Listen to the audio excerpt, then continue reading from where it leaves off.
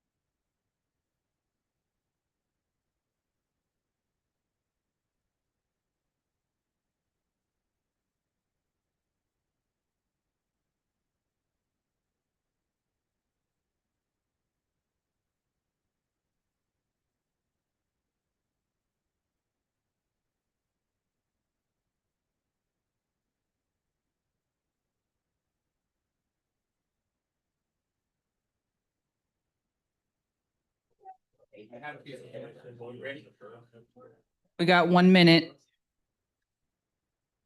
If anybody wants to sign up to speak or copy the agenda, please come see me.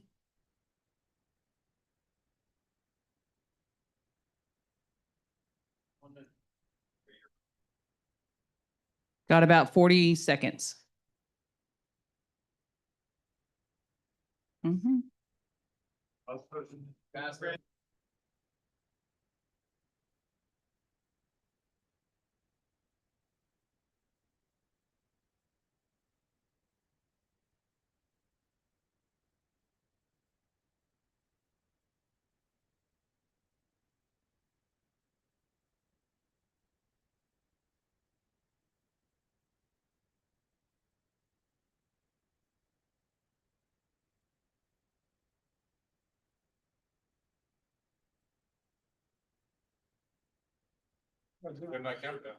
Good evening, everyone. Welcome to City Council.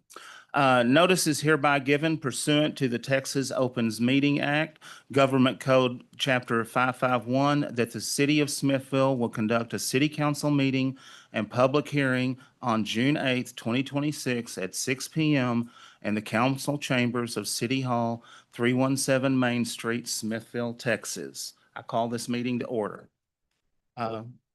Ms. Winnie, will you do the invocation? I'm going to go ahead and do the invocation. So for those of y'all who are head bowers, if you would bow your head with me.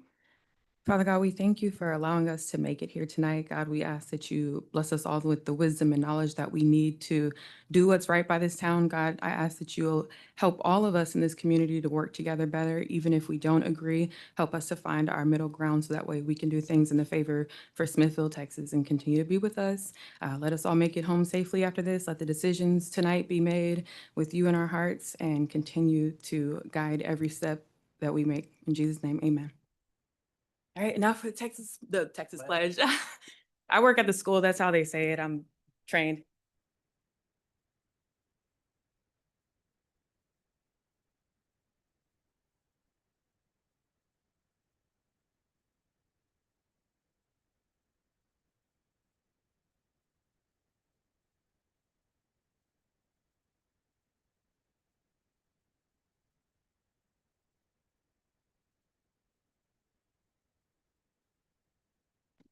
And I'd like us to take a moment of silence for the passing of Mr. Don of Milton's and also Miss Seidel.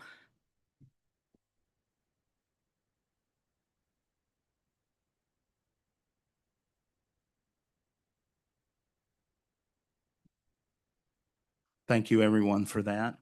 So now we're going to do our proclamations. I will be doing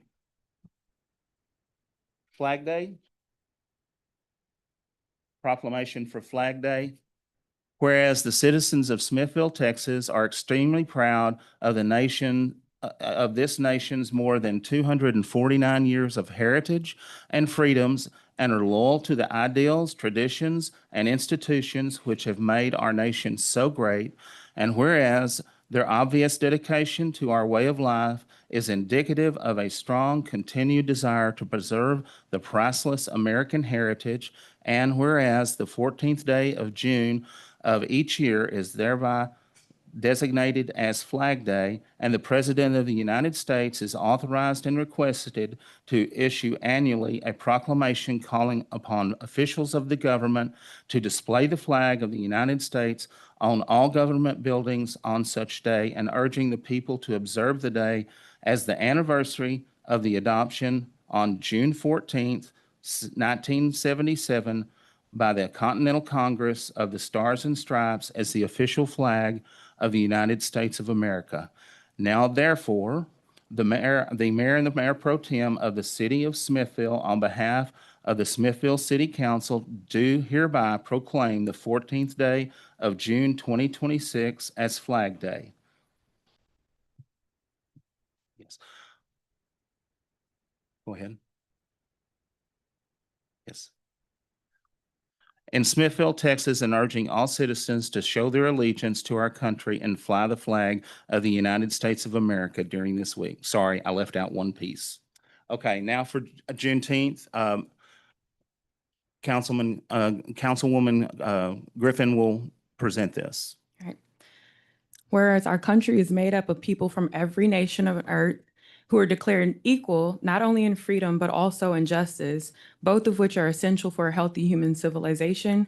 And whereas our nation was conceived on July 4th, 1776, with the Declaration of Independence, the classic statement being, we hold these truths to be self-evident that all men are created equal, that they are endowed by their Creator with certain unalienable rights, that among these are life, liberty, and the pursuit of happiness.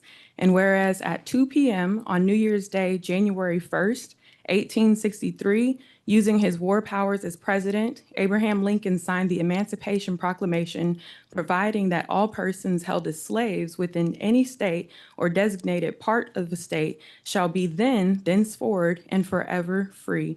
And whereas the Emancipation Proclamation made the permanent abolition of slavery a Union war aim and provided the legal framework for the emancipation of nearly all 4 million slaves as the Union armies advanced, and whereas on June 19th, 1865, almost 2.5 years later, Major General Gordon Granger arrived in Galveston, Texas, and announced the end of both the Civil War and slavery with this announcement. The people of Texas are informed that, in accordance with the proclamation from the Executive of the United States, all slaves are free. This involves an absolute equality of personal rights and rights of property between former masters and slaves, and the connection heretofore existing between them becomes that between employer and hire labor. The freedmen are advised to remain at their present homes and work for wages. They're informed that they will not be allowed to collect at military posts, and they will not be supported in idleness either there or elsewhere. And whereas the first official Juneteenth celebrations took place in Texas and have continued across the United States throughout the years. Now, therefore, I, Jimmy Jenkins, Mayor Pro Tem of the City of Smithville, Texas, do hereby proclaim June 19th, 2026 as Juneteenth in the City of Smithville, Bastrop County, Texas. I call this observance to the attention of all citizens. Now we have a presentation for career tracks for the quarterly update. Ronnie Holt.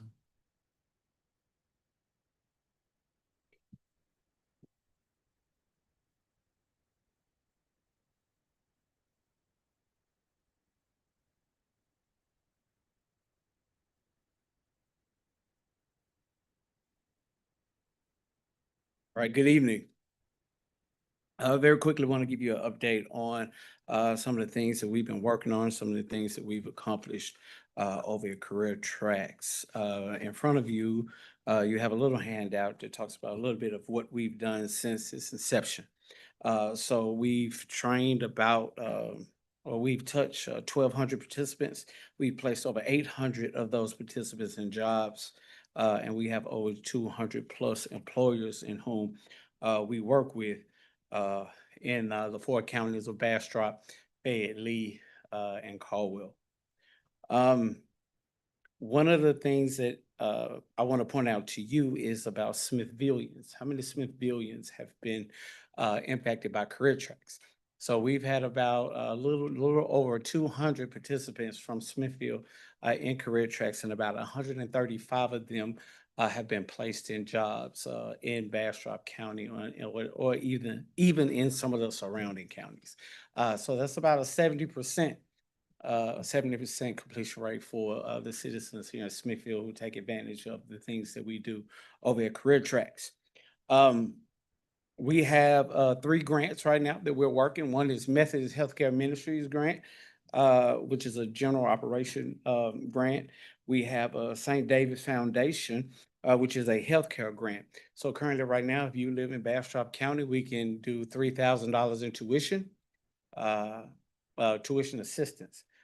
We do have programs where we can pay 100%, such as EMT, CNAs, things of that nature. But we do have a number of nurses that we help out All of them live in Bastrop County. And what we're trying to do with the healthcare grant is that we're trying to build a pipeline of talent so that we can have better healthcare in our community. So that's the goal, is to not only train them, but to also keep them here and not them run off to Austin or Houston, but to try to keep them here. So we have a pipeline. And one of the other things we've done to help that pipeline is that we have a school here in Smithville. They haven't opened yet. Their name is Cybertex. Cybertex will be, they will be doing IT, oh no, I'm sorry, HVAC, and they will also be doing medical assistant, and eventually they'll have a LVN program. So we'll have a nursing school right here in Smithville to help with those nursing shortages in our county, in our community. Upcoming grants. We also have, I'm sorry, Texas Talent Grant. Texas Talent Grant focus on culinary. So there are a number of restaurants that we help. There are 3 in Smithville. There's Pockets Grill, there's Old World Bakery, and Chabot Catering that we've helped thus far. Upcoming grants is from St. David's Foundation. There's 2 grants that we're working on with St. David's right now. One is for healthcare, which will be year 2 of the grant I told you about this, that we can support $3,000 in tuition. One of the things I left out is that we also provide wraparound services. So we try to break barriers that people face, whether it's transportation, it might be rent, it might be utilities. We try to break through that barrier so they can complete training, so that at the end of all of it, they graduate, they get a job, and have some kind of economic stability. So we're working on 2 grants. One is the second year, the health care. Another is public benefits. One of the things that we found out, there are millions of dollars going back to the federal government for people who aren't able to get public benefits. And so most of them are in rural communities like ours. Because they don't have transportation to get to the HHS office, or they don't have internet where they can fill out we can fill out the form. So we're going after a grant that will help us do that to support them. And I know some of us like, what does that have to do with workforce training? Well, if we can, my whole vision for Career Tracks is that we take people from brokenness to wholeness. And the way to do that is to make sure you can't heal if you're hungry. So we want to make sure they're fed. We want to make sure they got a roof over their head, so they don't have to worry about those things. And then they can come to us for workforce training for economic stability, so they're able to afford those things on their own. Methodist Healthcare Ministries, we're writing a grant with them right now, for them right now. It's a 3-year grant, $250,000 each year. And it's to help us with operation budget. A lot of people don't understand. They hear that, hey, Career Tracks got this much money for a grant. They got this much money for a grant. But what is not said is that you can only spend that money on the program. So that leaves us kind of struggling to maintain staff, make sure we got enough money to pay everybody, make sure we have enough money for those things. So Methodist Healthcare Ministries has been absolutely awesome. So the last grant that we had was a 2-year grant, and they made it, we lost some federal funding, and they made their grants unrestricted. So we were able to maintain staff, and we were able to keep providing the services that we provide to our community. Texas Talent Grant, we wrote 3 grants for Texas Talent, one for CDL, one for automotive tech, and year 2 for culinary. So we'll keep doing the culinary, which is the restaurant piece. So we're trying to get some more restaurants here in Smithville and beyond. And then automotive tech, which is going to be great. We're going to partner with dealerships and provide training for auto techs. And also CDL, there is nothing in this room that didn't touch a truck. So we got CDL classes coming up as well. With that. All right. Career Tracks has become an approved Department of Labor apprenticeship site. We are very excited about that. That is also a way for us to create a pipeline to the workforce and to the employers in our community. All right. Are there any questions? It all sounds really great, and I'm glad that we're getting these updates. It really is a great asset to have in this community, especially as the new building's finished and y'all are getting outfitted. I think what would help me in the future on these is what progress have you made in the past quarter, as well as like you have your 1,200 individuals, all those kind of things like that, that's great. But being able to see like what progress is made, whether that's against your annual goals or even just quarter over quarter or year over year, I think that would be great to see as well too. No problem. Yeah.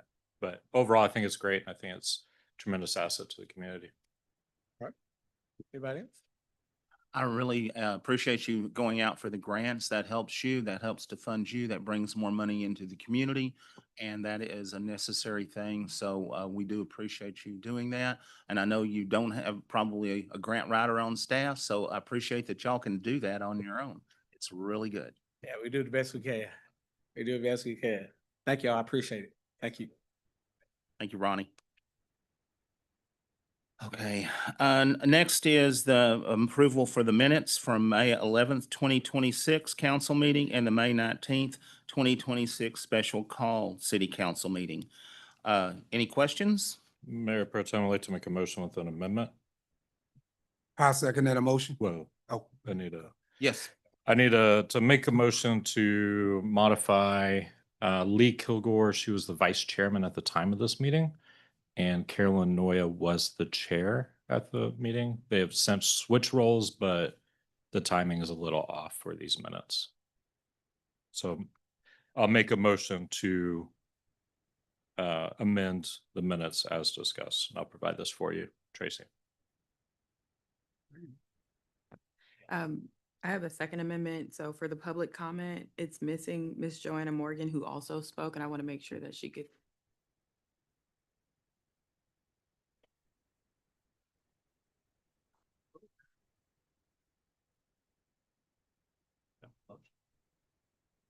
I'll withdraw my motion and make another. Where the public comments were, what section was that in? Is public comments down here that we're talking about. Okay, perfect. Right at the bottom of the first page. Okay.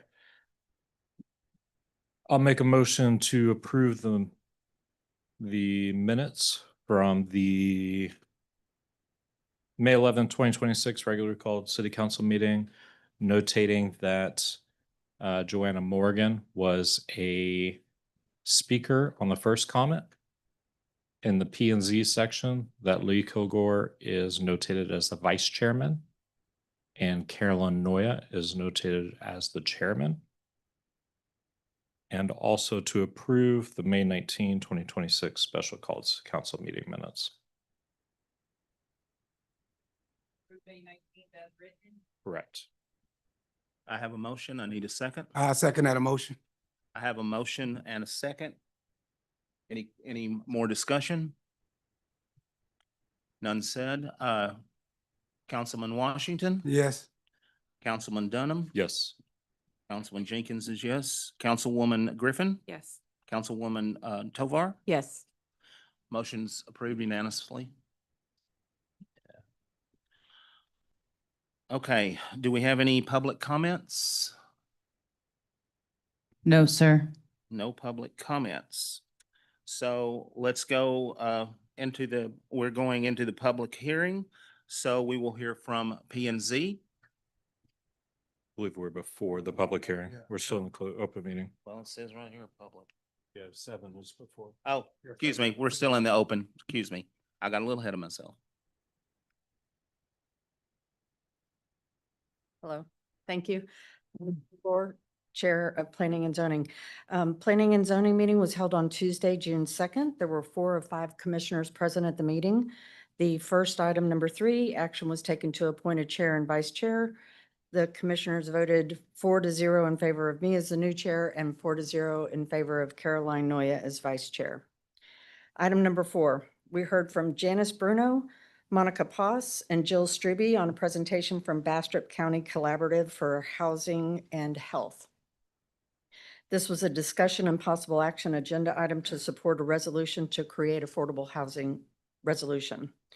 While Planning and Zoning feels that affordable housing is an extremely important need in Smithville and Bastrop County, the commission recommended that the Bastrop County Collaborative for Housing and Health conduct public meetings to get input. The city manager stated that the resolution would need legal input as ordinances would need to be reviewed before any changes could be made. Resolution will require city funding to manage several administrative functions and pay for a representative from Planning Department to attend advisory commission meetings. City manager stated that city council will need an estimated budget submission from the Smithville contingency of the Bastrop County Collaborative for Housing and Health during the budget session in order for the resolution to be funded during FY '27. P and Z Commission's vote was 4-0 to unanimously recommend tabling the action to adopt the resolution at City Council until a public meeting can be held. Item number 5, discussion and action on a variance on an interior side yard setback at 1020 Wilkes Circle. Corey Max explained, property ID 17152, Colorado Heights, Block B, Lot 1, property owner Michelle and Frank Zeitz, agent Corey Max. Corey explained the reason for the variance was that there was an electrical fire at the house January 19th at 3 a.m. Over 50% of the appraised value changed, which triggered the rebuild to meet current codes. This grandfathered prior codes, it doesn't apply anymore. So the Zeitz have requested a variance to build on the original footprint and not meet the new setback requirements. Nobody signed up to speak for or against.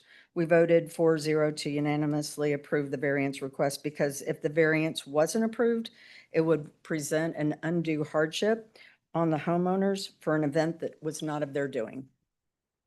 Item number 6, discussion and action on a minor replat, Lot 6, 7, 8, 9, 10 of Block 125 and A46 Lomas L, acres 1.5220, unopened streets, and Tract B, 0.486 acres of Roger Byrne addition, property owner Johnny Thomas Sr.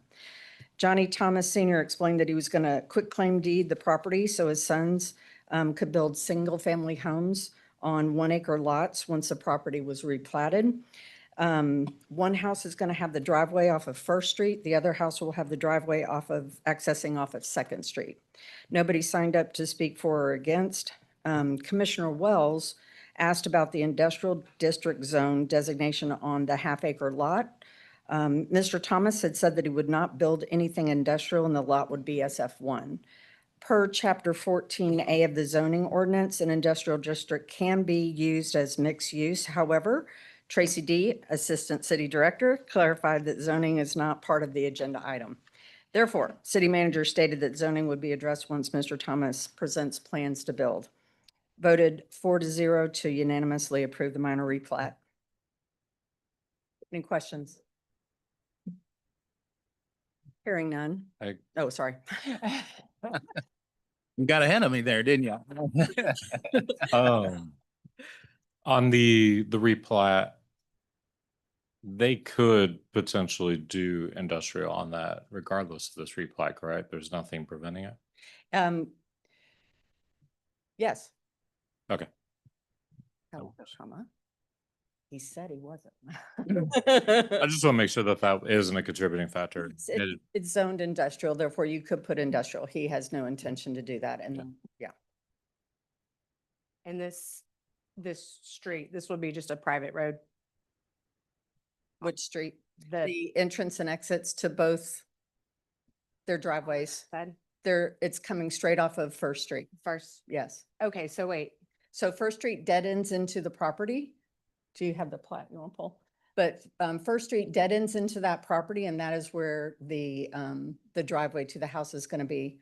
okay, I see. It's just gonna be a driveway. I was Yes. Just making sure it wasn't gonna be a It's- public no. street. No. Okay. No. We good? Yep. Thank you, ma'am. Thank you. Okay, so now I'll get it right. We're leaving the open meeting and going into the public hearing. We'll hear citizen comments on, do we have any signed up? Can you announce the time that you went into the open? The time is 6:24.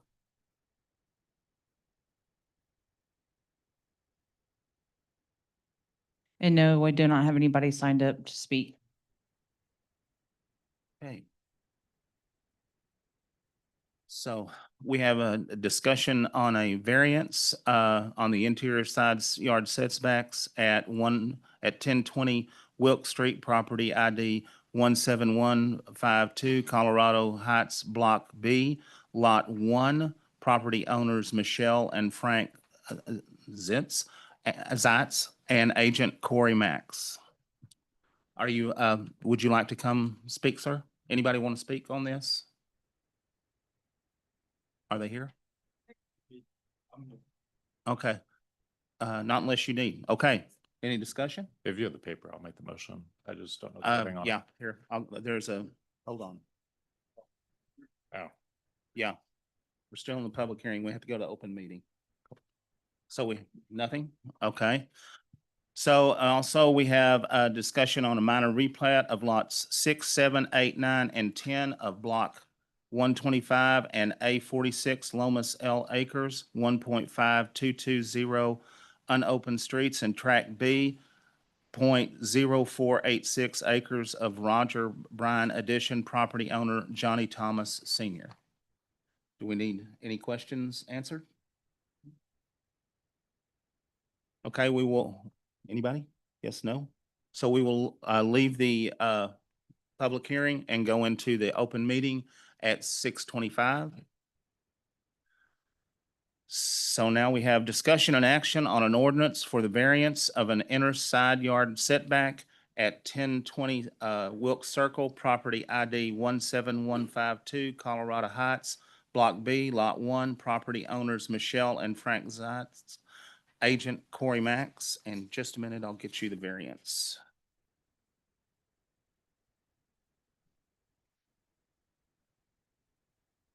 I've only made one of these motions and it is wordy. It is very wordy.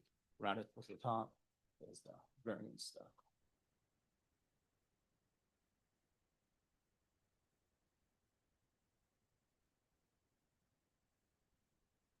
All these 1 through 5. Uh-huh. Okay.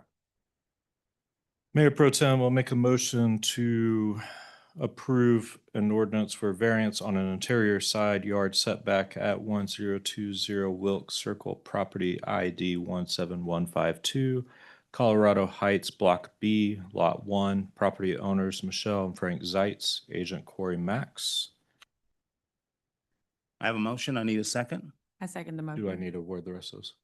I don't think so. Just that one part. That the variance will not be contrary? Oh, yes, you need to say that. Okay, sorry. I thought you'd stopped. We found the variance will not be contrary to the public interest. There are special conditions. Because of the special conditions, literal enforcement of the ordinance would result in unnecessary hardship. The spirit of the ordinance will be observed and substantial justice is done. I second the motion. We have a motion and a second. Any more discussion? Nope. Being none. Councilman Washington? Yes. Councilman Dunham? Yes. Jenkins is a yes. Councilwoman Griffin? Yes. Councilwoman Tovar? Yes. Passed unanimously. Mayor Pro Tem, I guess you have to call number 12. Yeah, let me speak on it. Discussion and action on a minor replat of lots 6, 7, 8, 9, and 10 of block 125 and A46 Lomas L Acres, 1.5220 unopened streets, and tract B, 0.486 acres of Roger Bryan addition, property owner Johnny Thomas.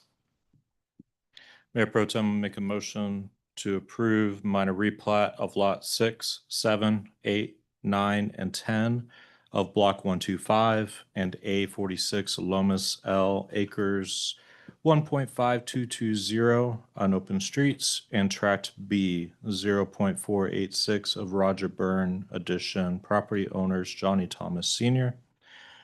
We have found the variance will not be contrary to, That's not a variance. Oh, not a variance. Yeah, Never mind. It's not a replat. Thank you. Thank you. I second. So I have a motion and a second. Any more discussion? Being none, Councilman Washington, Yes. Councilman Dunham, yes. Councilman Jenkins is a yes. Councilwoman Griffin, Yes. Councilwoman Tovar. Yes. Approved. Okay, so discussion and action on a resolution in support of measures and services related to affordable housing and establishing an affordable housing advisory committee that will report back to the city.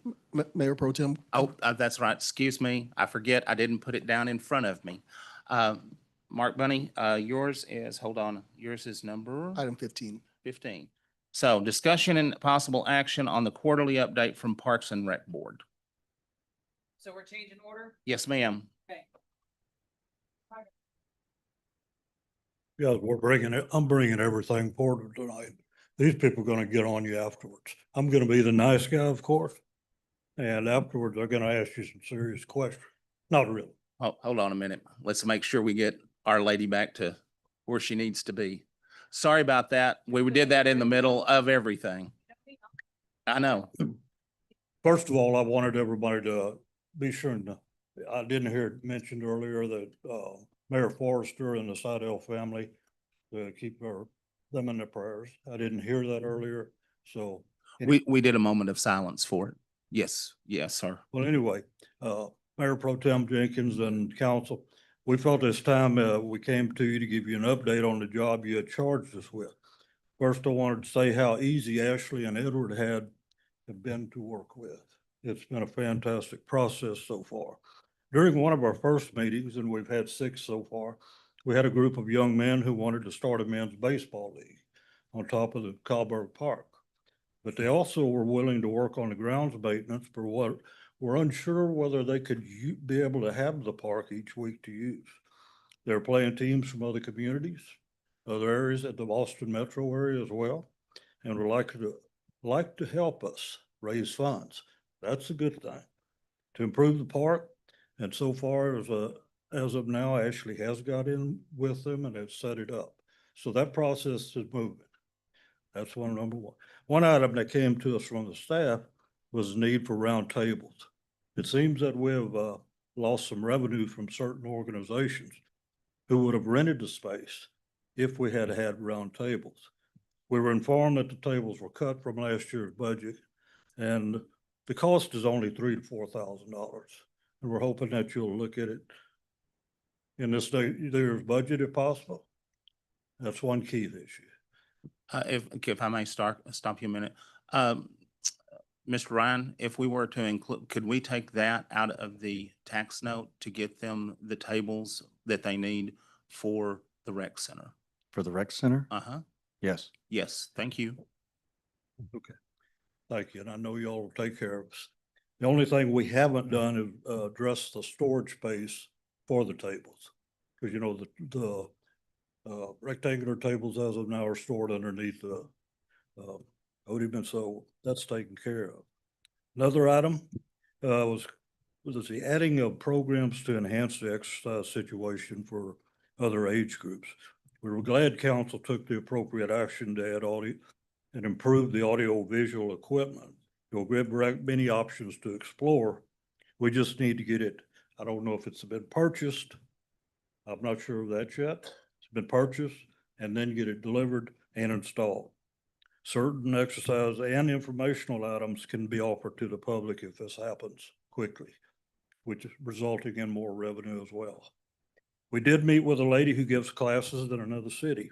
She's local and would like to give programs at the rec. Many of her current clients reside in the Smithville area. She and Ashley are working on this process as of now. Use of the weight room. The weight room has good equipment, but it's very underutilized. Although we have 2 other weight venues in the city, they are fairly crowded at many times, key times. And if we offered extended hours, perhaps we could see more usage. Not more hours with personnel, but more hours. Because the rec was designed when we first built it for a 24-hour situation, as one can lock down each hallway and you still have access to the restroom, the handball, racquetball court, and the weight room going through the south entrance.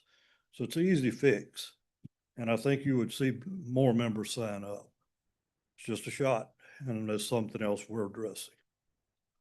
Okay, one item brought to the board was to explore offering programs to address healthy living, healthy cooking, and general information classes in our meeting areas. And on a final note, we'd like to add another advisory board member. We'd like to add Ms. Kayla Smith.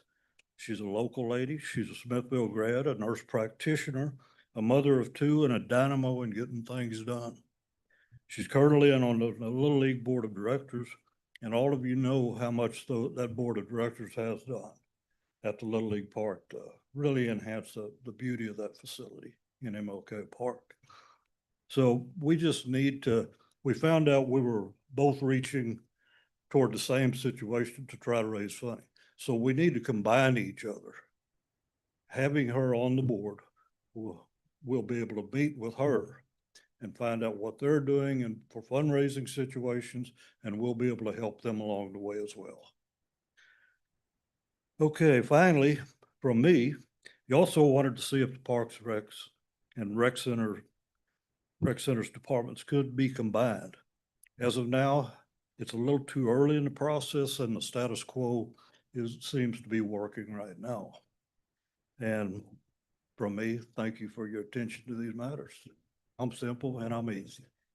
Okay, Mark, so what you would like is, y'all would like a, added place to the board that is strictly for the Little League. That's It'll right. have to be somebody from the Little But we League want her as a voting member. as a voting member to add that position to the board. That's correct. And we do have sure you- discussion and actions. And I'm almost sure, speaking to your attorney, addressing to your attorney, you'll probably have to make an amendment to that resolution that you passed, building our board, creating the board probably.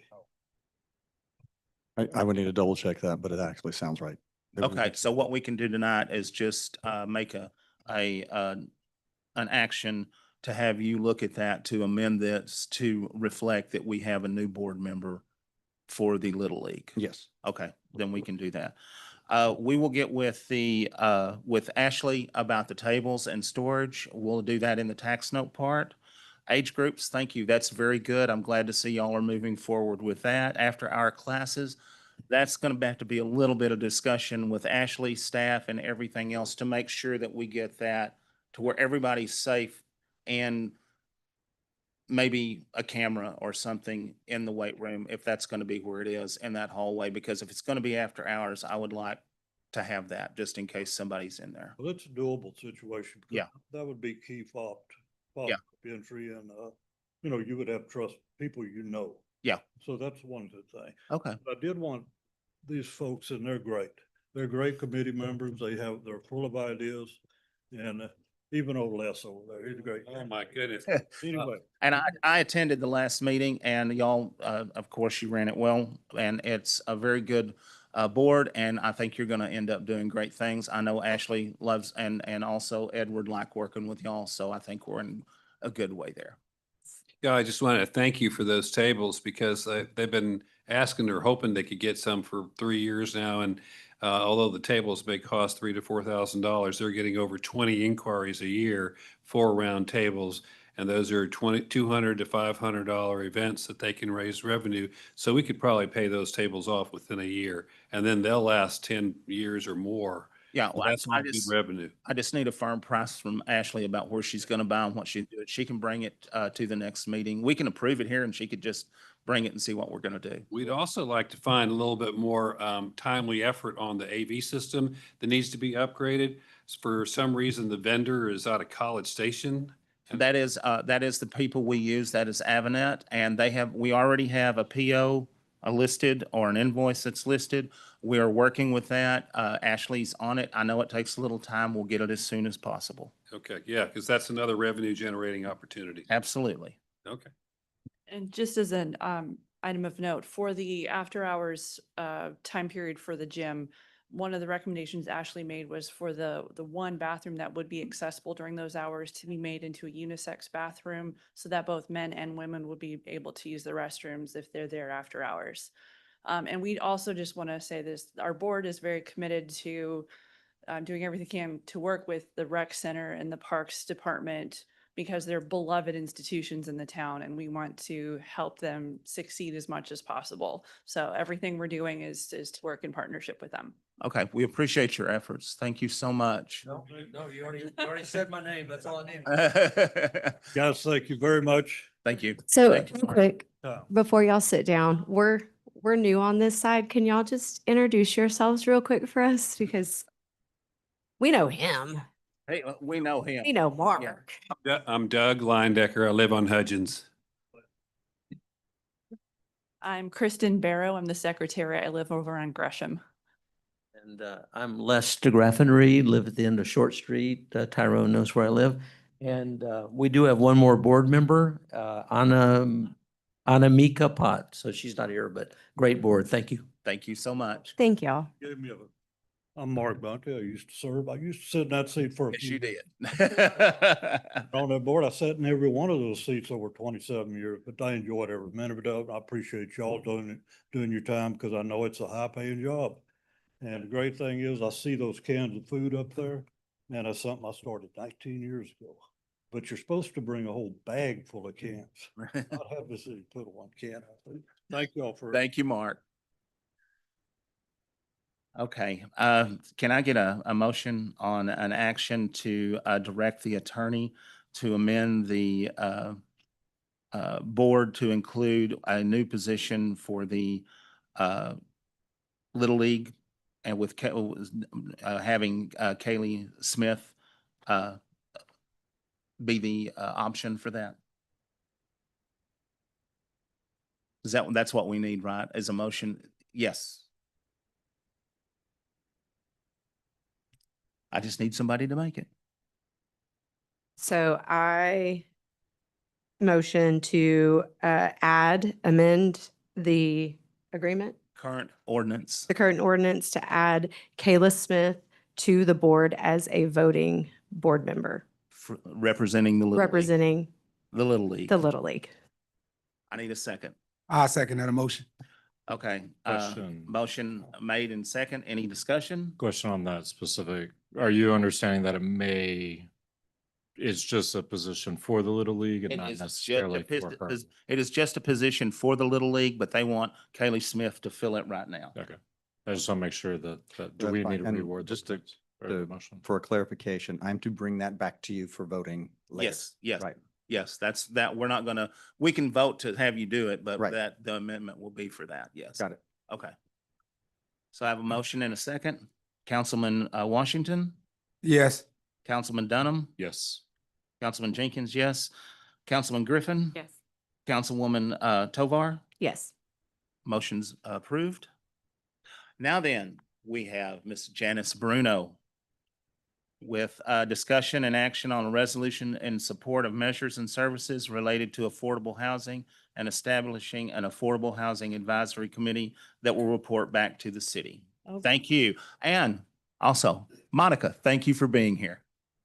Okay, good evening, council.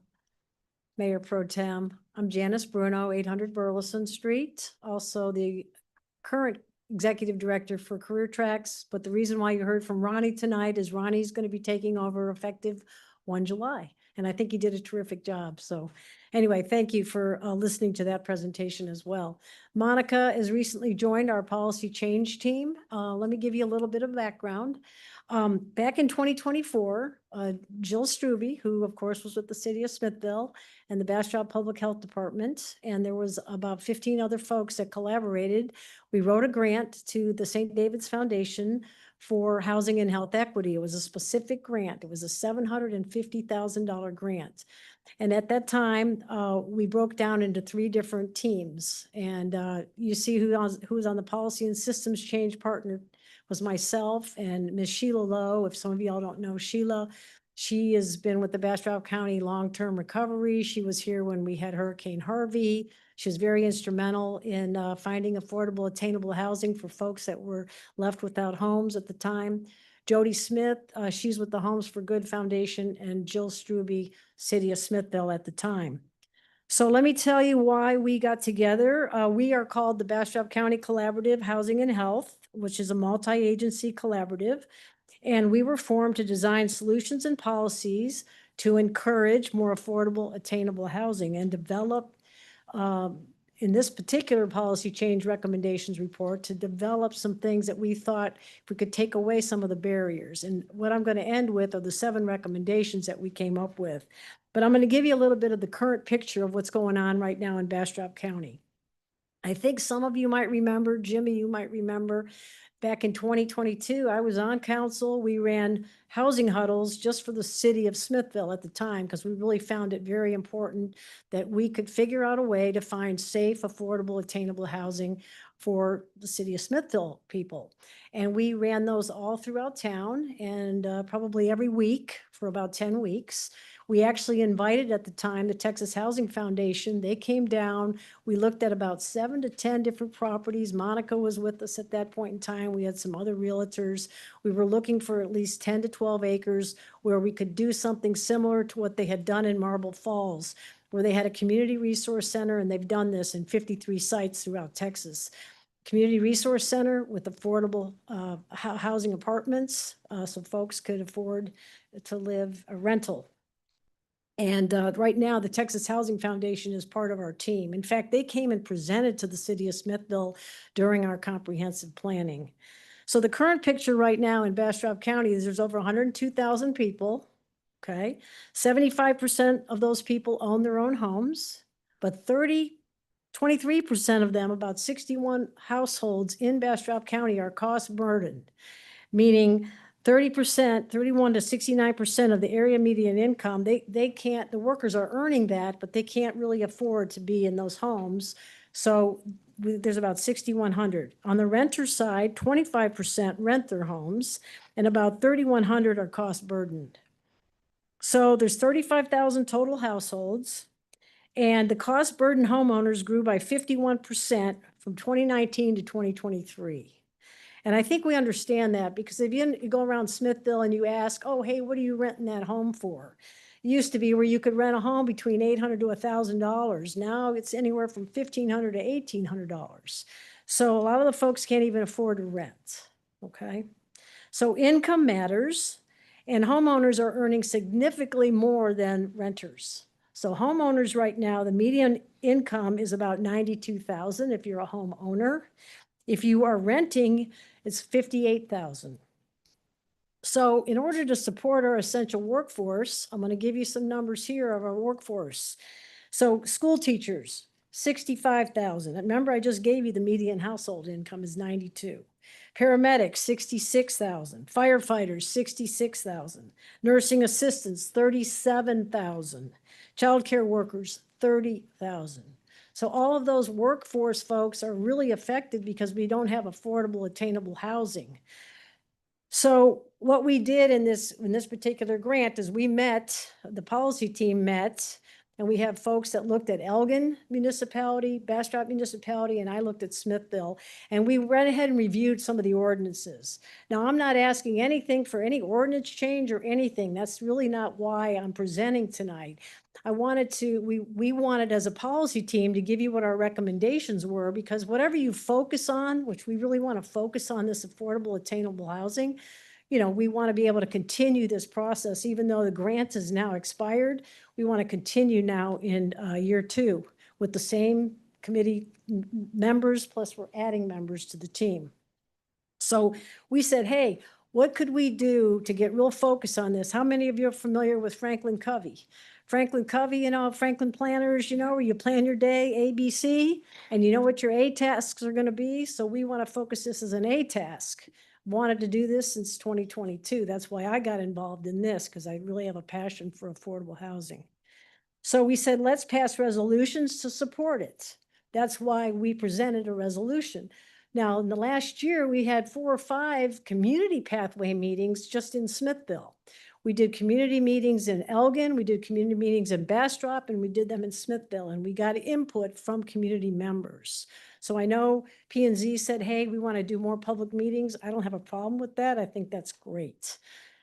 So that was the first thing that the policy team wanted to do, was pass a resolution to say, hey, this is important for our municipality. The second thing, we wanted to create a housing commission. So one of the things came up and said, well, if you form a commission, how much would that cost? How much would the city have to bear the cost if we form some sort of a commission? And I did do some numbers today.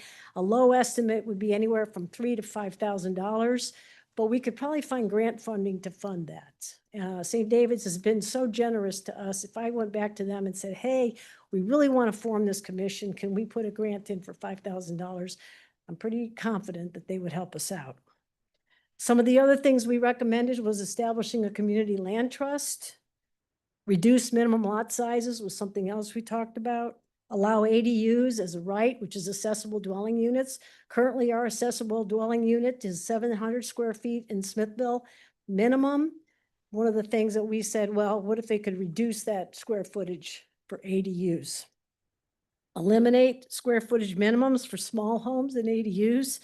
And then we wanted to, you know how we have the housing board right now. So Rhonda sits on the housing board. She's got people on the housing board, making sure that whoever's on that board is qualified and understands about affordable, attainable housing.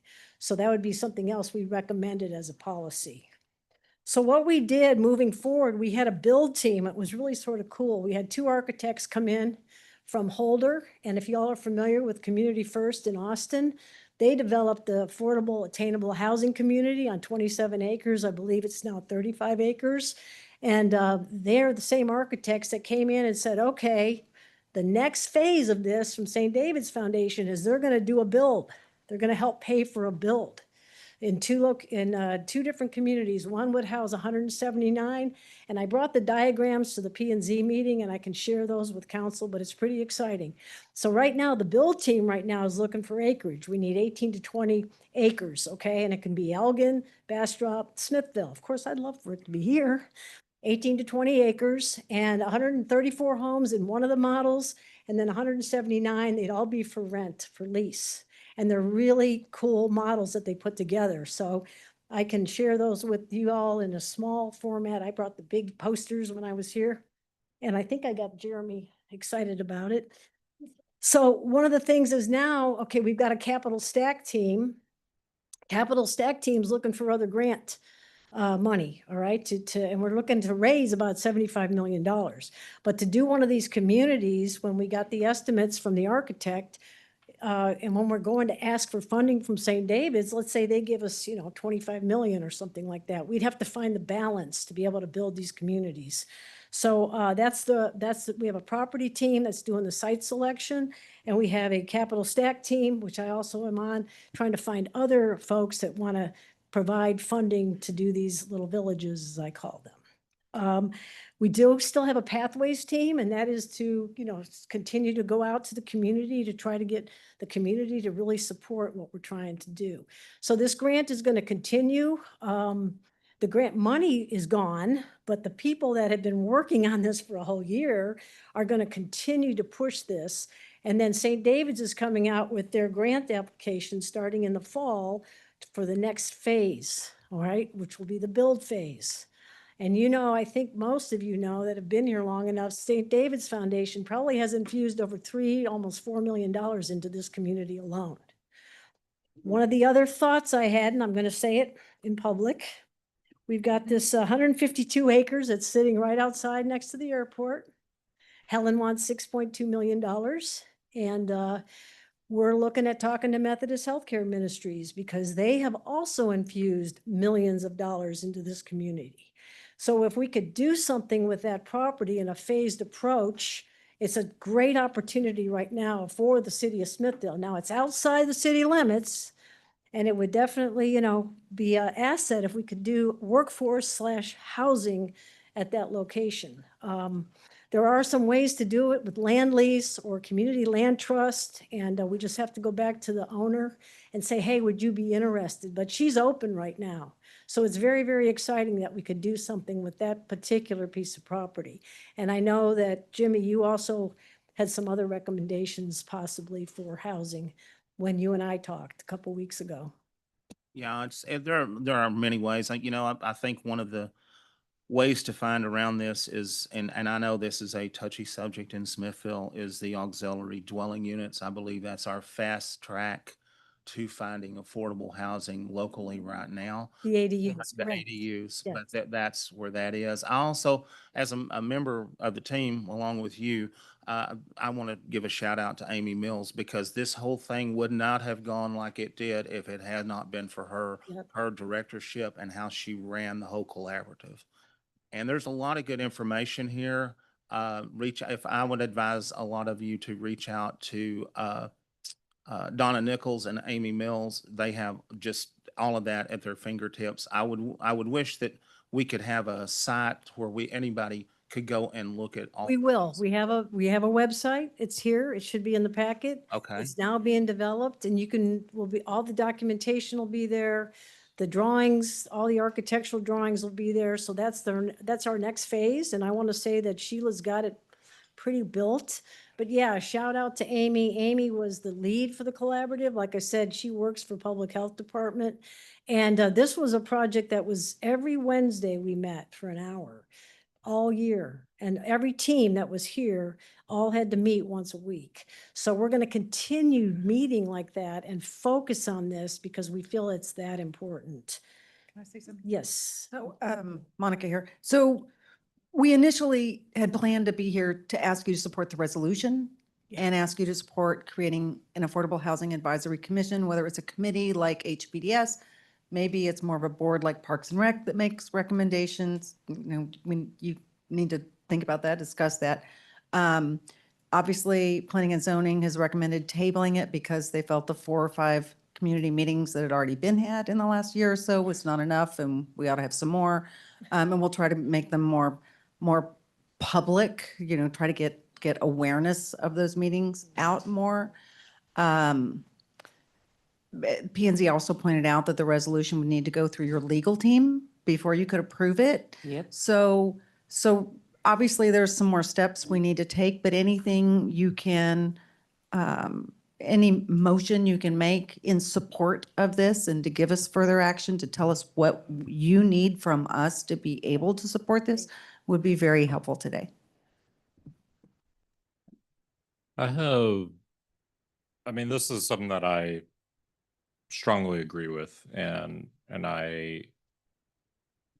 there's a lot of uncomfortable conversations that come from it as far as, we saw what happened with the subdivision that was getting approved on American Legion, and the lot sizes alone were extremely controversial. But there's things that have to happen. The land in Bastrop County, especially given some massive companies that are headquartered in Bastrop County now. It's something that you have to be cognizant of. And one of the only ways to make single family affordable is to have smaller lot sizes, to allow smaller structures. Reality is, whenever I made the decision to move back to Smithville, I was moving from Austin, which is considered to be one of the most expensive places to rent in Texas, and I had to pay more money here. There was no way that I was going to find something cheaper here. Even in Bastrop, it was going to be more expensive than Austin. Reality is, it comes down to, I didn't need a 4-bedroom house. I didn't even need a 3-bedroom house. And there just isn't those kind of options here. I think apartments, we have a lot of restrictions as far as height of the buildings along the highway. I think we should have things like that. That'd be great for there to be areas where things can be taller. So I think I'm in support of this concept. I question, why is this not a subcommittee of P&Z? Because so much is going to have to be worked on through zoning regulations. And why are we forming something outside of something that is largely controlled by P&Z? I don't, this is a personal opinion. I haven't run it by Janice yet, but P&Z may, I don't know that the issues important to P&Z are the same issues that are going to be important to an Affordable Housing Commission. Because we're all individuals with our own opinions and biases, and they're wonderful people on P&Z. I don't mean to denigrate anyone, but I think that there would be a greater possibility of impact and forward motion were this a separate committee to report to council. And yes, individual ordinance revisions would need to start at P&Z, and P&Z is a recommendation body. But when we're making recommendations about affordability, we want to make sure it gets out of P and Z and in front of council. Think, No offense. Okay. I think, And then each municipality is going to form their own, and then there'll be quarterly meetings that will be held between Elgin, Bastrop, Smithville is what we're planning or thinking we're gonna do. so I guess where my question would be, would there be an opportunity for things to move faster, for things to be, if it is formed essentially as a subcommittee that can report to council, but you're not bound by so many restrictions where you can talk to council, but you can also talk to P and Z, to where you can have, because if you're presenting and then you present to council and now council has to then ask P and Z, I mean, you're talking 90 days for, hey, let's talk about raising the height restrictions along the highway. I mean, I wonder if there's pathways to speed things up to where you can still operate, you can still have momentum, you can still have the accountability to the council, but it's not becoming this, there needs to be a mechanism where y'all can work together, and I worry that separately. Work together, absolutely. Work at the direction of, maybe not. One of the things I think we have to look at before we really, all of this, we have to have our land use. Okay, and this is all part of the comp plan. The land use is going to determine where we're going to be able to put Yes. things and have things done. Now, that land use is supposed to be available with the comp plan I believe in July is when we're supposed to have all of that. Yeah. But land use along with how we're going to direct our baseline utilities and our baseline waste and water right now. Mhm. Okay, so all of that has to figure in. Yeah. And I think we're at a point where we have to have some community meetings. Once we get a land use, we'll say, okay, what do we want to do? I'm, you know, I know that you're on the long name committee because I hate to say all of that. I'm sorry it's that way. HPDS. Okay. HPDS. One of the things is I'm have a problem with most of the people are going to not want ADUs within the historical district. Outside of that, I believe will be okay. But we are gonna have to have a whole lot of discussion with everyone. So I would like to try for two town halls in July and maybe two town halls in August. And then maybe we all come back together and we have a whole bunch of information. And we do have a lot of information already from the town halls that we ran. Okay, so we have everything that the community said they wanted was in the design phase. Okay. Yeah, I understand that, but We're asking for is a resolution that this is important. I still want to have the people next door, because I know that when we did all of this, we had business leaders and everything else, but I want to talk to the people that live on all parts of town, Absolutely, that who they want as neighbors, how they want this to happen and what's going. absolutely, I absolutely. believe we have to do it that way. Yeah, no, I agree. And I know that even when we did those community meetings in Smithville, Mhm. I wish more people would have come out. And we didn't have the numbers that we wanted, but that was the case when I was running the housing huddles. Oh, I know. I was at all of them, so I do understand. But maybe we'll have the audio visual room at the rec center up by the time we're doing this. We can televise it and maybe more people will get to see it. That, outreach is where we're gonna have to do this. I'm okay. I don't know. I think I'm gonna have to agree to let this go to legal, table the resolution until legal gets back with us and says what they need. So are you making a motion? We to can't make send a the- motion. We still have someone to sign up to speak. No motion will be taken. I'm not making a motion. I'm just saying my opinion. But just asking the legal to look at the resolution we provided? We'll be asking that. Are you comfortable also with having there be some sort of discussion or way that P and Z and this potential new commission be able to collaborate?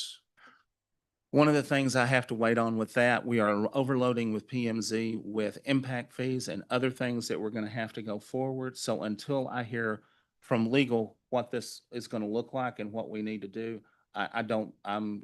to me, it goes to legal first, then we can come back and discuss how we're going to do it. I guess my question is for legal to understand Yes, that that is a yeah, potential I- legal pathway that we can do. yeah. Yeah, could we talk about putting a board together instead of just like Parks and Rec has got?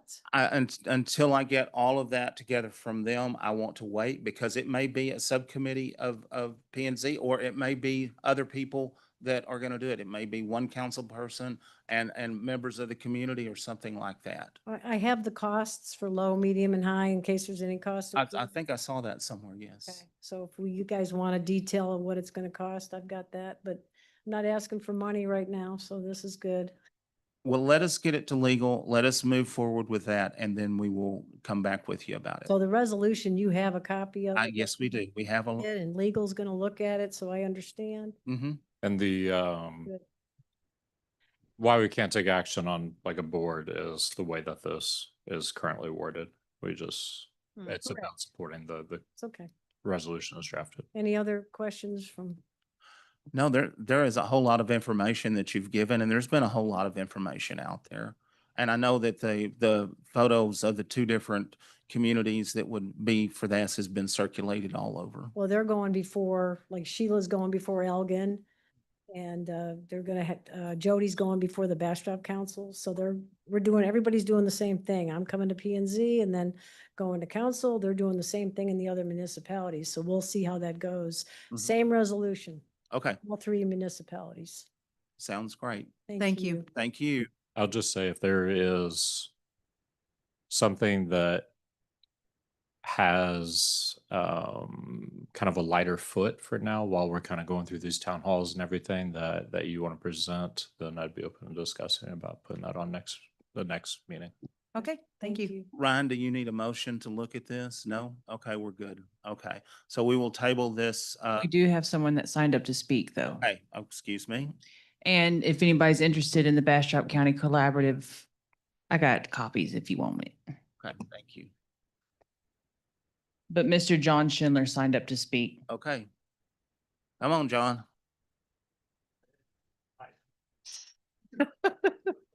Now you're gonna give them away? Oh. I did get it. Okay. Okay. All right. Can you start your 3 minutes, ma'am? Let me clerk. Uno momento, hold on. Hold that up to your, My name is John Shin. I live at 1107 I got it. Colorado. John, hold it up, please. Hold this thing up again. Yes. I'm totally against this, absolutely, positively. I can't even believe what I read. And Jill Struby, I happen to have the largest amount of respect for. I don't know how in the world we let her go. So she's agreed that she's going to answer most of my questions that I have. But I don't know if she's got enough time to do that because I have a ton of questions, a ton of questions. Some people thought data centers were a good idea. Well, I see what's going on in the public about them right now because they weren't properly researched. The questions that nobody even knows how to ask weren't being asked. We're going to do that with this. So Jill, I appreciate your giving me the time. We're going to need it. They've already spent $750,000 on this. I want to know where all the money went. But anyway, that's all I got, guys. Planning and zoning did the right thing. They tabled everything. They didn't want to put any motions, giving us any credibility at all until they had some decent research on it. And that's what we need to have. And I assume y'all are going to do the same. Thank you very much. Thank you, John.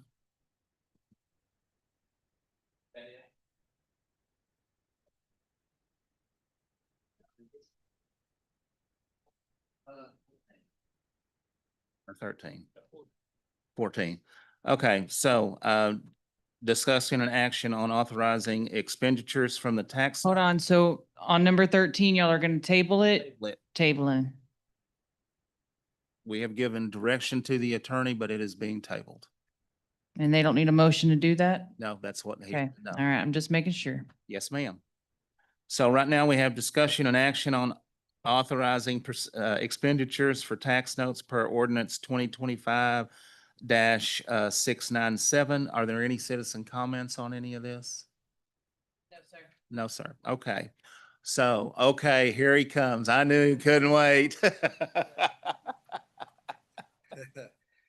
Mayor Pro Tem, Council, thank y'all. It's good to be here tonight. All right. I wanted to talk about the 2025 electrical utility upgrade. When we started this back in the day, I got approved for $70,000 to get the ball rolling, to get this electrical upgrade going and everything and stuff. And now we have got it out for bid. The contractors are coming. They're going to start next week. But I still have some bills to pay to the engineers, tree trimmers and stuff and everything. And I'm almost to my 70,000 that I've asked for. So I wanted to see if I could go ahead and release the last 66,000 I have left to pay bills after we do the reconductor. This is the reconductor over off of Colorado. Yeah, Colorado, Short Street, Garwood. Oh, I'm done? Hey, that was quick. Oh, man, you can Hang go. on, I gotta start talking faster. Yeah, but no, like I said, I've got some expenditures that we've used. She don't like you, I does like she? the way Tracy runs these meetings. That's what I'm asking. I'm just seeing if I can get some more money released so I can get the bill. So you need more money? How much more are you gonna need to get on? Well, after the contractors and everything are done, there's only gonna be about 66,000 left, so I really need about 30 of it right now to finish paying bills, and then whatever's left, you know, we said throughout the year, we'll buy transformers, whatever's left with it or whatever, but I'm asking for all of it, just get it released. So, you just want 66,903.31. 66,903. Are you okay with just a motion to approve full funding of the Yes, Garwood conductor? full funding for the Garwood.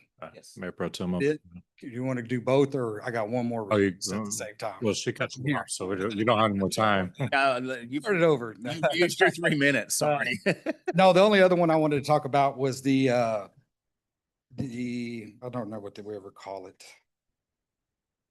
Covered bays at the brush dump, 25,000. So it's getting to that time of the year. It's hot. The weather's bad and everything. We've had to replace some hoses and stuff on our backhoes that are out there at the brush dump that stay out there and stuff. So I'm just asking to see if we can go ahead and move forward to go ahead and start getting the bays installed out there so we can get these equipment stuff all under the bays, get it out of the weather. I was gonna ask, how much, do we have a pole barn out there at the dump? Yes, I have a pole barn out there, but they're not covered or nothing. They're just out there for all our poles to lay out there. But I don't have anything out there to put all these machines under there and stuff. So they're just sitting out in the middle of the weather. So, on the next budget, could you put something together and bring forward to see what it would take to do that? Because protecting the machinery makes less maintenance in the long run. And instead of having to pay all this money, if it's covered and put up, it makes it last longer. That was in the tax note that we approved. Yeah, it's in the 2025 tax note. I just didn't get it released at the beginning. So I have 25,000 to move forward to get the pole or get the covered base put in for all the machinery. Okay. Do we have any concerns at all? I would just ask that any excess, we potentially reallocate if we need to for other projects and or services that we use more of Yeah. this year than less. Other than that, I have no issue. I will say, I think from my perspective, I saw the equipment sheds as kind of a luxury expense as we get closer to the end of the tax note. But if you think that it's going to be worth the investment and it's going to bring down the cost, then I'll support it. But I just want to make sure that we're not going to get surprised, because I hope we're not doing another tax note this year. Yeah, no, no surprises. It's just Okay. barns out there to put the equipment under to keep them out of the weather and stuff. So Yeah. we have it all at we have it at our warehouse. All our machineries and everything is under bays and stuff covered. So it helps, like I said, to keep it out of the weather and everything and stuff. So when we need it in the middle of the night or storms or whatever, it's ready to go. We're not busting hoses out everywhere or something. For illustrative or an illustration, how much are those hydraulic hoses? Because I know they can be. Well, it depends on which ones you use, but if you use like 3.5 inch deal for a backhoe or whatever, they run anywhere from about $200 to $500, depending on what size you need, how the fittings are to get it replaced. Most of them we can replace ourselves. Some of them we have to call in an expert to get through if they have to go through the boom or whatever. So Plus the cost of the hydraulic fluid. plus the thing. fluid and everything. Mayor Pro Tem, I'll make a motion. All right. I'll make a motion that we release the rest of the funding for the Garwood reconductor and that we release the funding for the equipment sheds at the brush dump out of the 2020, or I'm just gonna say out of the tax notes. 2025. And any That's it. overruns are used wisely. Got it. I need a second. I second that motion. All right, any more discussion? Seeing none. Councilman Washington? Yes. Councilman Dunham? Yes. Jenkins, yes. Councilwoman Griffin? Yes. Councilwoman Tovar? Yes. Unanimous approval. Thank you. Thank you. Mhm. Okay, so now we are down to item 16. Discussion and action on a supplement to the ILA with Bastrop County to add Bastrop EDC. Jill, well, you're here. I will let you talk. there. It's just a brief overview, but I think Joe could probably answer any specific questions. But my understanding is that the city and county previously entered into an ILA for the healthcare workforce collaborative project. It's a mouthful. For July 25 to 27, Jill was the initial grant manager who now represents Bastrop EDC and is familiar with the project from inception to present. And that being said, this amendment would essentially add Bastrop EDC into a collective of three, which is the county, the city of Smithville, and then Bastrop EDC. And it would allow Jill to continue managing the grant through this final year. The funds that were supposed to be awarded to the sponsoring community would still stay with Smithville, which is the equivalent of $10,000. So this is more of a project that she just wishes to close out. Or it's per year, yes. So there's no financial loss to us in terms of the grant. She's just finishing it out as a result of having started the project. So basically the city of Bastrop has said, y'all can use Jill to finish this out. Is basically where we are. And thank you very much, Bastrop, because that's no cost to us. And we love having you here. Yep. So. So I don't know if Jill wants to speak any further history or anything like that. Any questions? Are there going to be any ramifications such as voting power loss or anything like that? Not that there's technically four parties. No, this just adds them to the grouping of entities that are communicated with. So Okay. they would get all the information that we would get as well as the county. Okay. Mayor Pro Tem, I'll make a motion. You bet. Oh, Sorry, I did want to just mention that I offered to come back to council if you want me to provide any kind of information over the next year and plus on that project, or if you want to have a liaison with the council so that, I could talk to Jeremy, or however you'd want that, so that you have the information that even though I'm not here at staff, I'm still functioning as staff on this project. So just let me know how you want to hear back.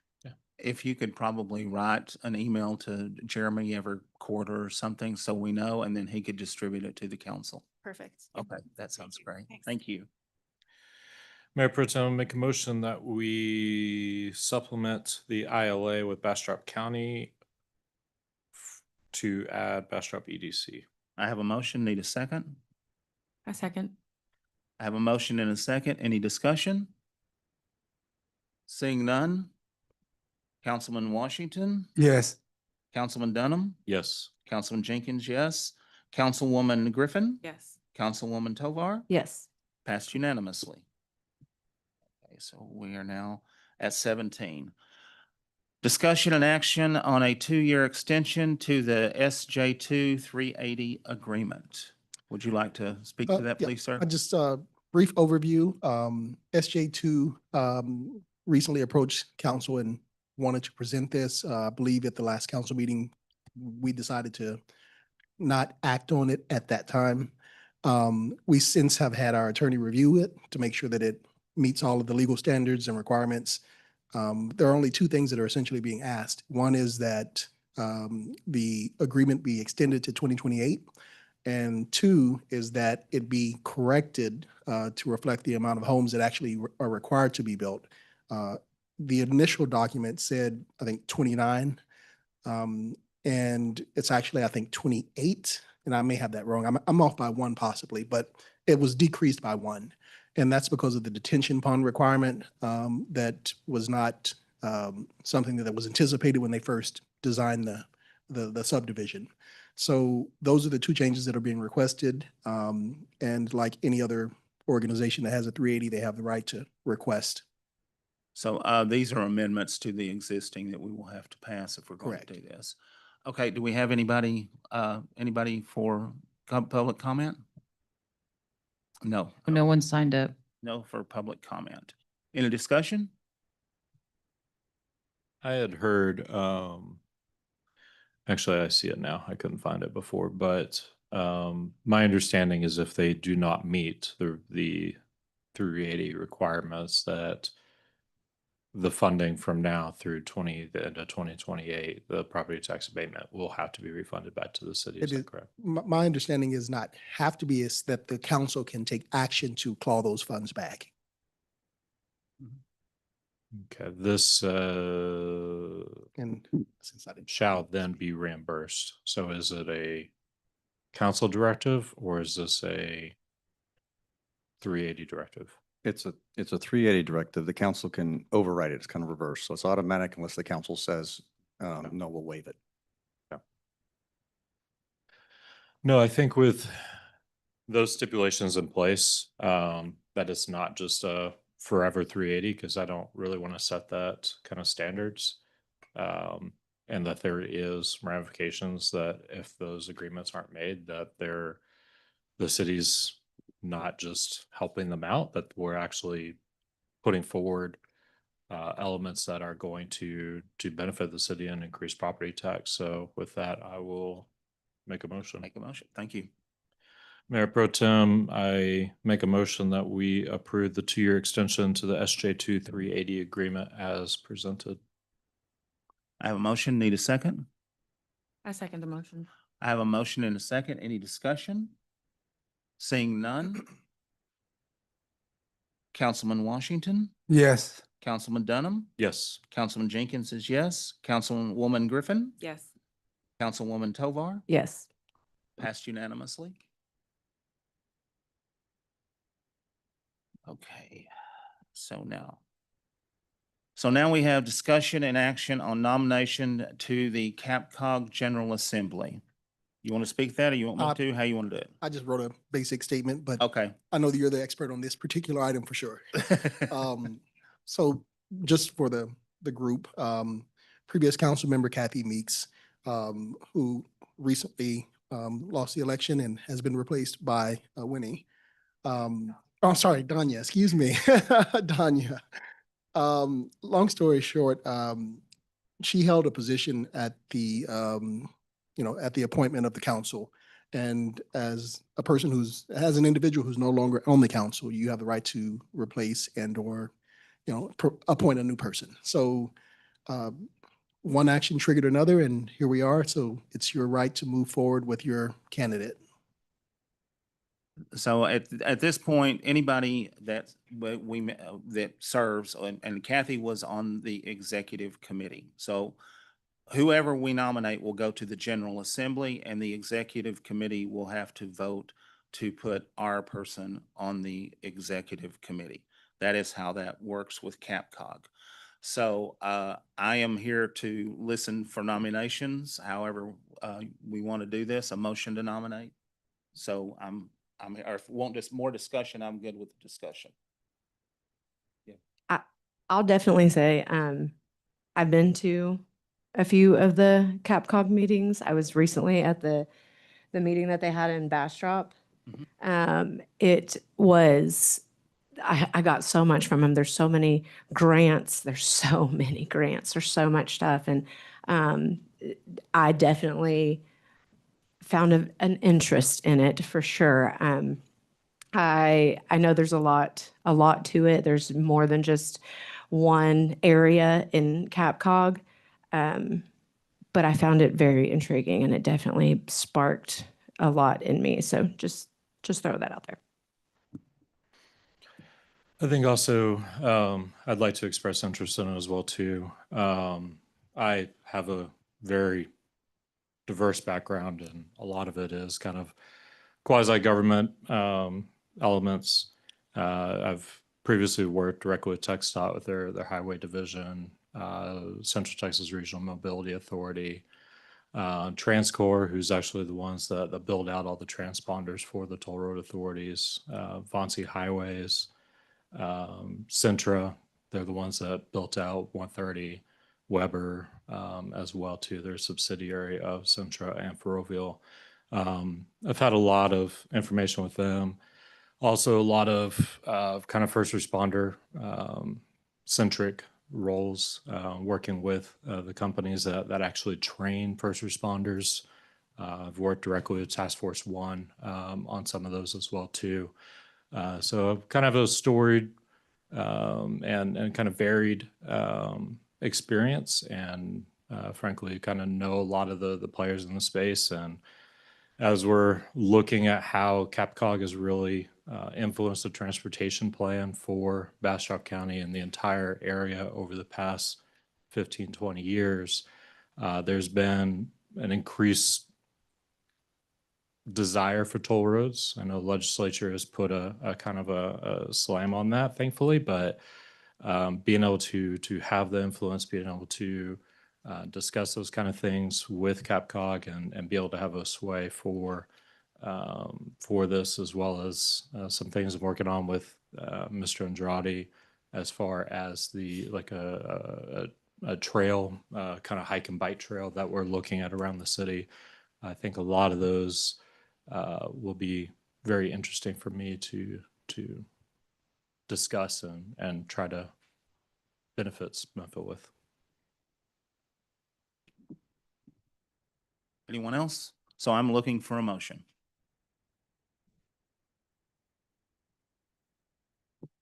This is tough. So I'll say, just before you make any decisions, I'm totally good with whichever way this goes because I'm fresh here, good with that. Just whichever one of us does it, we got to be aggressive. There's so many grants out there, and we've been putting so much of our money into other people getting their roads taken care of, and it's about time for Bastrop County and us to get a piece of this pie. So we got to be aggressive, whoever gets on here, because we want our roads and we want our highways. It's our turn. Absolutely.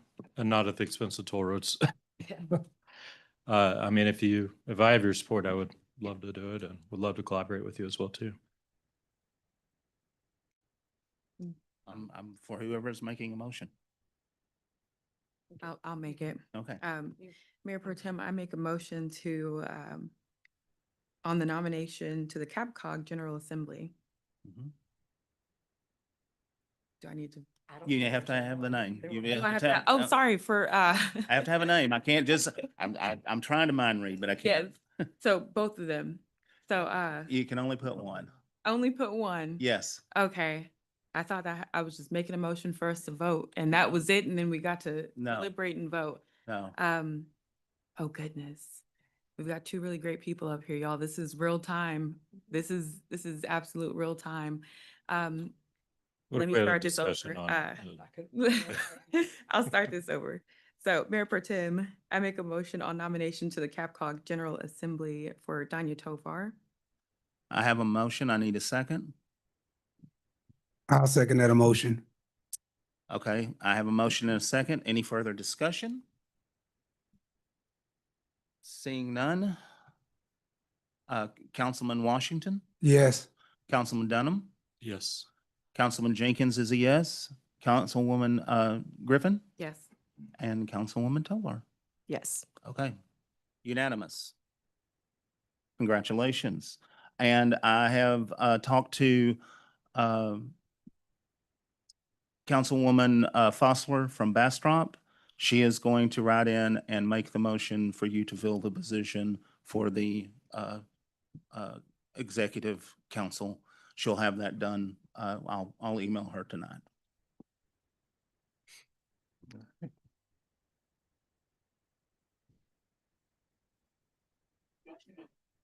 Discussion and action on renewing a mowing contract with John Thompson. Hey, council, back. You back? You're not asking. I'm just gonna, I'm just gonna kind of help out. I'm gonna help out and stuff since I know a little bit more with these next two, but John Thompson, he's our local mowing guy that takes care of all our retention and detention ponds and stuff and multiple areas around the town or whatever. I don't have the list with me, but I have it right here. his contract is about to come out the end of, August. So we're asking to renew. He has not changed his prices or anything. He stayed exactly the same for the past 3 years and stuff. So there's no inflation coming to it or anything. He wants to re-sign and do his contract for, I think it's 2 years plus an additional one at our discretion, or it might be 3 years. I'm not exactly sure. Is the total per month? It's 3 years. It's a 3-year contract. Total per month is. And one reason too, we can go with him is because we're never going to even be close to spending the 100,000 a year with him. So we don't have to take it out for bid or anything. And since he's going to keep the prices the same, the monthly total is $6,280. Clarification. The amount of properties that he's mowing are extensive. Yes. Retention pond at McSweeney, retention pond at the maintenance building, the water tower at Highway 95, the sewer plant at Highway 95, the water tower by the hospital, the sewer plant on Loop Road, the hazard waste recycling center, the retention pond on Loop 230, and the water tower by the baseball field. So there's quite a few properties on here. So the price reflects the amount of. I'm work. tired already. And he does everything. He mows, weed eats, cleans, cut trees. He does everything at all the detention ponds for us and stuff. So he's really good. He's easy to work with. And we actually added the new retention pond on Loop 230 down by Faulkner Road and stuff. That's a big old retention pond. We added that one to him and stuff. So he's going to take care of it for us. $62.80 a month. We're good with that. I guess my question is, last month we were presented a contract that was worth of three. Ben Johnson. Yeah, he's the one that did all the airport and stuff out there. He's a So combined, this is $120,000 plus a year. Okay. And I wish I'd known this contract was coming up when we approved the last one, because that's easily 3 employees, 2.5 employees, somewhere in that range. That's a lot of money for that. I understand it's a lot of work, but also those two together, I think they really should be discussed together, but I think it's too late for the one for last week or last month. Do we have the equipment to do that stuff? That runs? Yes, we have the equipment. We just don't really have the manpower to take care of all of them. I really don't. I mean, we're struggling as it is day to day with the 4 people we have trying to keep up with all the parks and the big park, River Bend, all the mowing everywhere here to add all these on. Even if you had 2 new employees? I mean, if we added more employees, I mean, we're going to do the best we can. I cannot guarantee we can take care of that. I was gonna say, you couldn't promise us that they would. Promise you that it would. And get it done. would still, I mean, yeah.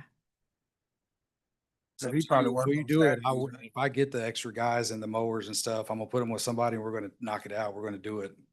Because he probably work on Saturdays, right? Yeah, he can work 7 days a week, however he wants to. His job is to make sure that they're maintained and they're mowed at least twice a month. Some days, in the wintertime or whatever, it might be a little bit slower.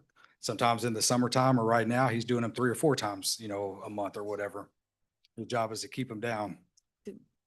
Did we do any cost comparison? So, what it would look like for someone full-time working directly for the city and the contractors? Well, with benefits and everything, I'm sure we're gonna probably pay a lot more if we're gonna have to add a couple guys to do it, and stuff from what we're paying with him, and he's contracted, so we don't have to pay for any of the benefits or anything. He's bonded everything he's got to do to make the contract work, so. Fringe alone, I think is what, 26,000 a person. So I have one question, and since I'm seeing this happen more and more, since we're having to differentiate the airport and everything we do, from everything from checking to everything else, why don't we start looking towards making this next year, the mowing, be a part of what, if the airport makes money, then they pay the fee to mow their own airport, because that's part of the whole thing. It does come out of that money. If it comes out of that money, I'm okay with it. That's coming out of airport money that they make. Okay. Yeah, the contract last week, that's in the airport budget. So that comes from the airport. This comes out of the various departments that this is, like if it's wastewater or water or sewer plant, it's in the budget, but, you know, separated departmentally where it goes. Well, as I say, as the airport they have been very specific. I've heard it, as they make money and they have money, it should come out of their money Yes. to pay for And, their. and it is, their- that is how it is budgeted. Okay, I'm good with that then. Man, I don't know if I can talk about this, but I know that there's some other significant monthly costs that are coming up that are personnel driven. I personally would be more okay with tabling this for a month to kind of understand this cost plus some of those other known costs that are coming in on the utility side. To understand if it makes more sense to hire and potentially use tax note to be able to get the equipment that we need to be able to support this, rather than have a contractor. I think signing a 3-year contract that we have to agree to that money whenever we need a lot of flexibility right now, whenever it comes to our expenses, I would be more comfortable with that at this point. When does his contract end? End of August. In August? End of August. End of August. Well, if you were to move forward, it would become effective the first day of August, 2026. So Okay, upcoming, so we have time to make this discussion. July 31st, essentially, yes. Yes, so we have time to make this discussion. That's entirely up to council. If they want to vote, or if you want to table it. Mayor Pro Tem, I'll make a motion to table this. I'll second. Okay, I don't think we need a vote for it, do we, for a table? No. For a table, we don't need a vote, so we're gonna just table. Right. Thank you, sir. I got the next one. No, we're good. That's good. expenses I'm good with that. get with- I'll get that worked on and get it to y'all. Okay, And so just for clarity, it sounds like the council would like the city manager and staff to do a cost comparison of a full-time employee versus continuing with this contract. We've seen some contract labor. I don't know if it's executive or not, so I don't want to speak to it right now, but we've had meetings recently that there were some contract labor costs that were very high. Yeah. And I just kind of wonder, between this and that, we could probably get some employees. one thing I would like you to look at when you do look at doing it internal, make sure you understand that people are sick and we have people that are in and out. So you're going to have coverage that works with this. So it may not be 1 or 2 employees. It may be 2 to 3 or 4. So I want to make sure we understand that we're covered in every aspect of it. Correct. And is there any way to get Mr. Johnson to confirm whether or not he uses additional people? Because he may very well have more than just himself out. So in his 3rd year of this contract that he's in right now, in the past 5 months, he has had a guy that's helped him a couple times or whatever to do some tree trimming and stuff to help load it and go, because it's a lot when it comes to that side. But on mowing side, he does all the mowing, 1 lawnmower, 1 weed eater, picking up all the trash. It's all him. And it's probably, if you want us to compare both together, I know you said that you would wish that you had known this prior to, any contract can be exited within 30 days. So just FYI, not recommending, just Yeah. saying that you have that option to go back as well if you. But we potentially can look at the 3,000 that we approved last month, this one, and also the other very large expense that I'll talk to you about after the meeting. Correct. Okay. Yes. Okay. All right. I actually got the next one too, so. Okay, well, just stand right there. Right here. So we will be tabling number 19 on the mowing contract. Number 20 is discussion and action on renewing a concrete contract with RES Construction 66 LLC. So can you swap over to the next one? Same issue. This is our concrete guy. This is the guy that does all of our sidewalks, curbs, drainage, any kind of concrete work that we need to get done or whatever. RES Construction is our city contractor. Same, I think he's in the same deal. His contract ends at the end of July. August 1st will be the new contract. And he's got his numbers. He hasn't changed his numbers either on linear square feet for concrete and stuff and this and that. Everything has stayed the same. He put in the same bid as he did 3 years ago. I don't know if it shows that. Yeah, there's his cost. Cost for miscellaneous concrete work. And he does it all. He brings his guys in, he frames, pours, he does it all. Anything that's concrete work for us. So this is just a price list for 3 years as needed, so we're not having. As to needed, bid yeah. out every As single- we come up with jobs or whatever and stuff, if we ask him to do a job, he'll measure it for linear square footage. And if it's for a curb, he'll charge $43.99 linear square foot, get it done. Okay. So. Okay. Go ahead. I'll make a motion to renew the concrete contract with RES Construction LLC, Construction 66 LLC. Second. I have a motion and a second. Any discussion? Seeing none.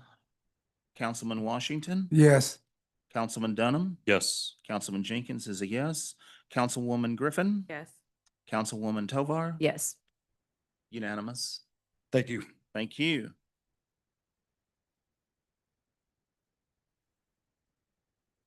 Okay, discussion and action on an ordinance amending Article 1.03, Section 1.03.013 of the City of Smithville Code of Ordinances to adjust the frequency and start time of meetings of the City Council.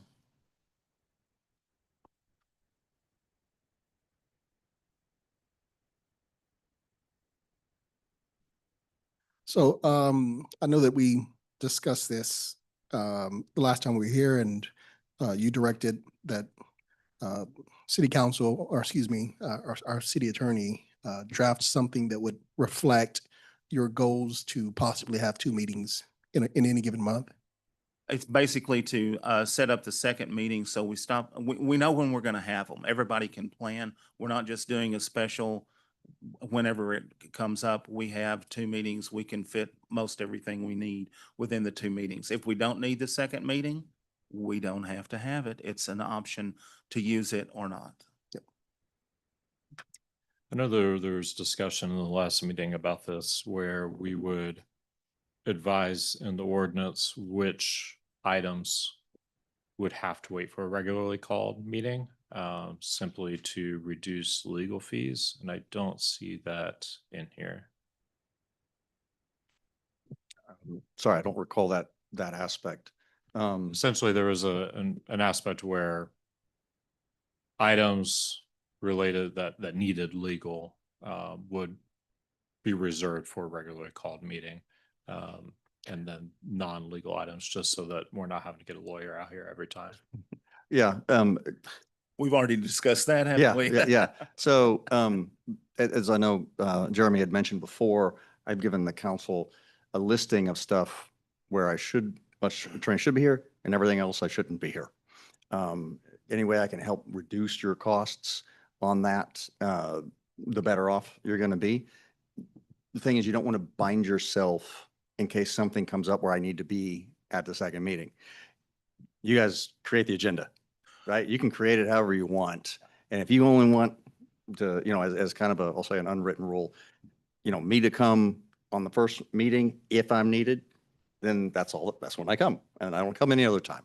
And so because you control the agenda, you don't necessarily need it in there. I'd advise against putting it in there because you don't want to self-restrict too much. I'm good with that. And we do send out the agendas prior to. So if there's any concern about an attorney being needed for a specific item, we can always roll that. We can always make sure it doesn't land on the second. Excellent. Okay. Any more questions? I need a motion. I'll make a motion on amending Article 1.03, Section 1.03.031 of the City of Smithville Code of Ordinance to adjust the frequency and time start of meetings of the City Council. Just to confirm, it's a motion to approve the ordinance amendment, Motion to correct? Okay. approve. Do you want me to say it all over? Okay. I have a motion. I need a second. I second the motion. I have a motion and a second. Any discussion? Seeing none. Councilman Washington, No. Councilman Dunham, No. Councilman Jenkins, yes. Councilwoman Griffin, Yes. Councilwoman Tovar. Yes. Motion approved.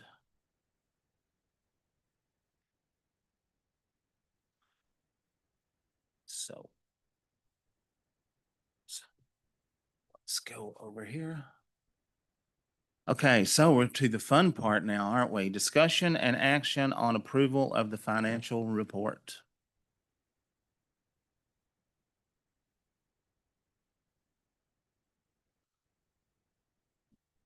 Okay, you should have received in your packet the May financial report. Everything's pretty much where I would have expected it to be at this time. Again, we're at 11.6 of our $16 million budget, 70% for our revenues. Expenses are at 67% overall. If you look, general fund definitely looks good. Of course, utility is still a little behind, but we still have our hot months coming up to make up for that electricity and all of that. That's where our big revenue comes in. I didn't see anything that was cause for concern. I don't know if y'all have any specific questions on the statement. I will also mention that Councilman Jenkins had asked me, and I did do the updated in the notes, the 25 tax note. There should be a more detailed report now that you have. I haven't had it done since then, but I have updated it. So if you look at it and you have any specific questions, y'all can let me know. I've tried to show what was approved and kind of where we're at on those tax note funds. So that is presented to y'all also in your packets. So Thank you so much. you're welcome. Do you, off the top of your head, I know I asked last month and I didn't get a clear answer, but as far as hot funds, where are we sitting? with So hot if you look funds? on here in the general, I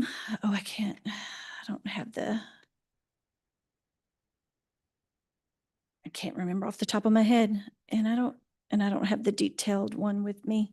Would you mind sending something But out? I can send it to you. I know that I am careful with them. I am in contact with them. When they submit for reimbursement, we don't send more than we already have. I know we budgeted like 50,000. And we kind of, the first couple of quarters, we kind of send an even amount. And then that last quarter before we send, we only send what we've collected, so that I do work with the chamber to make sure that we don't oversend. I can't remember exactly where it is. Oh, the hotel.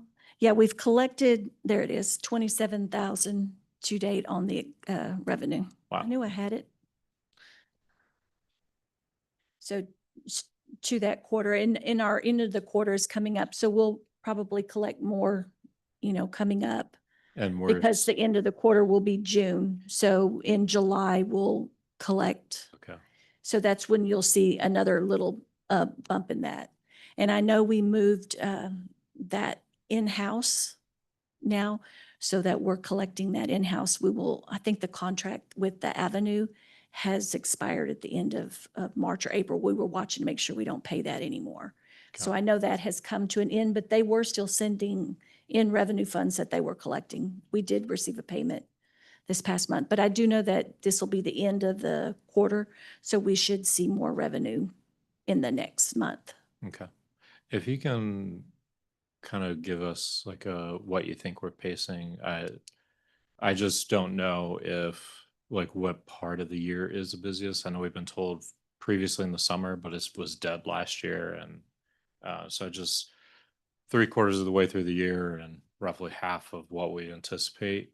That's a little Yeah. nerve-wracking. I'll check, okay? We should, I mean, the 4th of July and everything, there should be more coming Yeah. for all of that and things. So, yeah. I'm just rolling through this and I see, Ashley, y'all have a deal this month for the memberships, right? Or for the summer memberships? Is it $20? Okay, just throwing that out there for everybody here. It's $20 to sign up for your membership for the kiddos. Take advantage. Mayor Pro Tem, I'll make a motion that we approve the financial report as presented. I have a motion, need a second? I'll second that motion. I have. Mhm. I have a motion and a second. Any more discussion? Seeing none. Councilman Washington, Yes. Councilman Dunham, Yes. Councilman Jenkins is a yes. Councilwoman Griffin, Yes. Councilwoman Tovar, Yes. approved. Okay, so the city council will hold an executive session pursuant to the Open Meetings Act, Chapter 551 of Government in accordance with the authority contained in Section 551.074 to discuss personnel. Chief, we're going in at 7:50. Thank you.